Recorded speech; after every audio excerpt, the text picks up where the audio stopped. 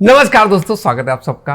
बात करेंगे आज आरक्षण की 243T। दरअसल जैसे ग्राम पंचायत में रिजर्वेशन की सीधी सीधी बात की गई है, उसी तरह से नगर पालिका में भी आरक्षण का सीधा सीधा संबंध है। आगे बढ़ो उससे पहले मैं आपको सीधे शब्दों में बता देता हूं। शेड्यूल कास्ट, शेड्यूल ट्राइब्स का रिजर्वेशन जहां होगा उनकी पॉपुलेशन के हिसाब से होगा, पहला नियम। दूसरा, हर सेगमेंट में जितनी जनसंख्या होगी उतने ही सदस्य चुने जाएंगे या बनाए जाएंगे। महिलाओं का रिजर्वेशन 1/3 रहेगा। हर सेगमेंट में मिनिमम 1/3 महिलाएं होंगी, चाहे वो नीचे का हो चाहे उनके अध्यक्ष हो। ओवरऑल हर जगह पे 1/3 महिलाएं रहेंगी। अगर अनुसूचित जाति के कुछ लोग हैं तो उनमें भी 1/3 महिलाएं होनी चाहिए। ओवरऑल जनरल कैंडिडेट है तो ओवरऑल जनरल कैंडिडेट में भी 1/3 जनरल महिलाएं होनी चाहिए। इतना ही रिजर्वेशन है। उसी को यहां पर इन्होंने बहुत बढ़ा चढ़ाकर क्लियरिटी के साथ साफ साफ लिखा है आर्टिकल 243T में। आइएगा चर्चा करते हैं।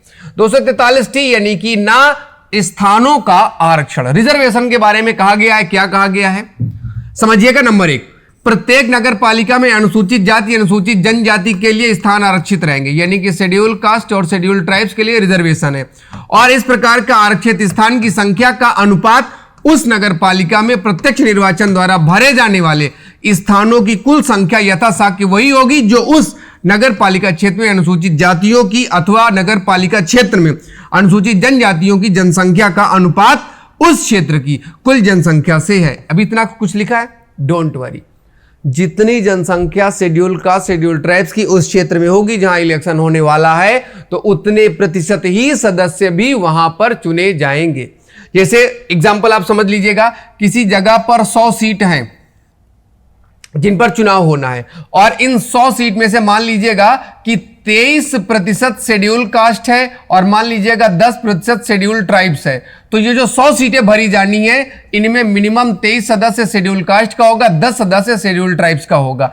जो परसेंट निकल कर आएगा उसी परसेंट में, और उसमें भी ओवरऑल 1/3 महिलाएं, यानी कि 100 में 33 महिलाएं होनी चाहिए, और इसमें भी 33%, इसमें भी 33% का एवरेज होना चाहिए महिलाओं का। आगे आपको मिल जाएगा।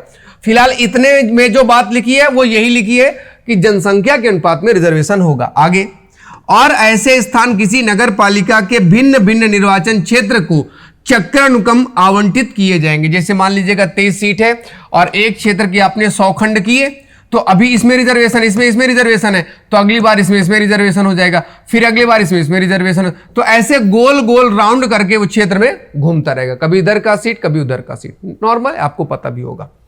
फिर इसके बाद आगे बताया गया, खंड 1 यानी कि रिजर्वेशन जनसंख्या के आधार पर अधीन आरक्षित स्थानों की कुल संख्या के कम से कम 1/3 महिलाओं के लिए।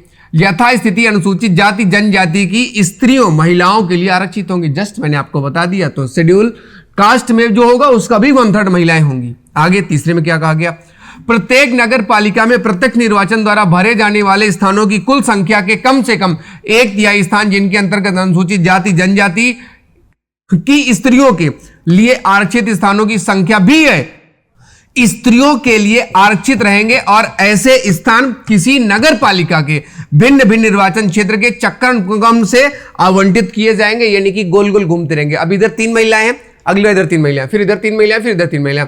ओवरऑल ऐसे चक्र घूमता रहेगा। टोटल 1/3 महिलाएं होनी चाहिए।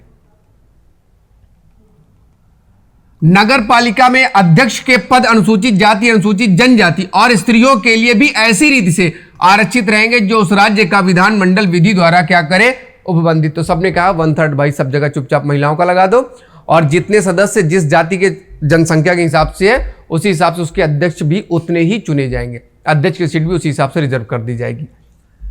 और खंड 2 के अधीन 1 और 2 जो पीछे आपने पढ़ा, 1/3 महिलाओं का, अनुसूचित जाति जनजाति का रिजर्वेशन, स्थानों का आरक्षण। और खंड 4 के अधीन अध्यक्ष के पद का आरक्षण जो स्त्री के लिए आरक्षण से भिन्न है, अनुच्छेद 234 में विनिर्दिष्ट अवधि की समाप्ति पर प्रभावी नहीं होगा।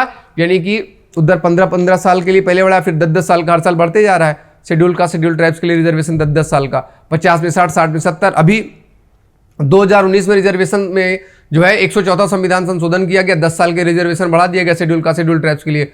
अभी 2030 तक रिजर्वेशन रहेगा उनके पास। तो वैसे ही ग्राम पंचायत में भी ये अपने आप ऑटोमेटिक रिजर्वेशन आगे क्या होता चला जाएगा, बढ़ता चला जाएगा। संशोधन उधर होगा और यहाँ भी ये आगे अपने आप डेट क्या होता जाएगा, बढ़ता चला जाएगा।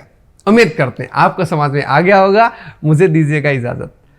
फिर आरक्षण नहीं समझ में आया तो आर्टिकल 16 एक बार देख लीजिएगा, बहुत अच्छे से बढ़ाया है, आपको आरक्षण का सब कुछ समझ में आ जाएगा। चलिएगा, टाटा बाय, टेक केयर।